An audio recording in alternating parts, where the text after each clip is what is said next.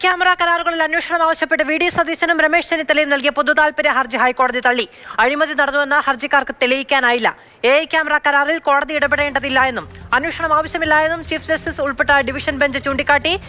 കോടികളുടെ അഴിമതി ആരോപിച്ചാണ് കോൺഗ്രസ് നേതാക്കൾ ഹൈക്കോടതിയിലെത്തിയത്. പ്രദീപ് ജോസഫ് വിവരങ്ങളുമായി ചേരുകയാണ്. പ്രദീപ്, വലിയ അഴിമതി ആരോപണം സർക്കാരിനെതിരെ ഉന്നയിക്കപ്പെട്ട വിഷയമാണ് ക്യാമറ. അതിൽ പ്രതിപക്ഷ നേതാവും മുൻ പ്രതിപക്ഷ നേതാവ് രമേശ് ചെന്നിത്തലയും നൽകിയ ഹർജി കോടതി തള്ളിയിരിക്കുന്നു. എന്തൊക്കെയാണ് കോടതി വ്യക്തമാക്കുന്നത്? സംസ്ഥാനത്തെ റോഡുകളിൽ AI എനേബിൾഡ് ക്യാമറ സ്ഥാപിക്കുന്നതുമായി ബന്ധപ്പെട്ടാണ് വലിയ അഴിമതി ആരോപണം പ്രതിപക്ഷം ഉന്നയിച്ചത്.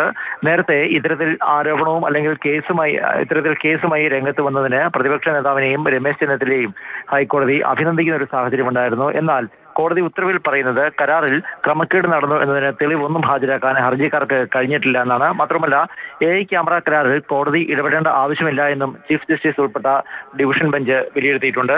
കോടികളുടെ അഴിമതി നടന്നു എന്ന് കാണിച്ചാണ് ഇക്കാര്യത്തിൽ പ്രതിപക്ഷ നേതാവും ഒപ്പം രമേശ് ചെന്നിത്തലയും ഹൈക്കോടതിയിൽ എത്തിയിരുന്നത്. കോടതിയുടെ മേൽനോട്ടത്തിൽ അന്വേഷണം വേണമെന്നും പൊതുതാൽപര്യ ഹർജിയിൽ ആവശ്യപ്പെട്ടിരുന്നു. എന്നാൽ ഈ ആവശ്യങ്ങളെല്ലാം ഹൈക്കോടതി നിരസിക്കുകയാണ് ചെയ്തത്. പ്രദീപ് ജോസഫാണ് വിവരങ്ങൾ നൽകിയത്. ക്യാമറയിൽ അഴിമതി ആരോപിച്ച് വി ഡി സതീശനും രമേശ് ചെന്നിത്തലയും നൽകിയ പൊതുതാൽപര്യ ഹർജി കോടതി തള്ളിയിരിക്കുന്നു.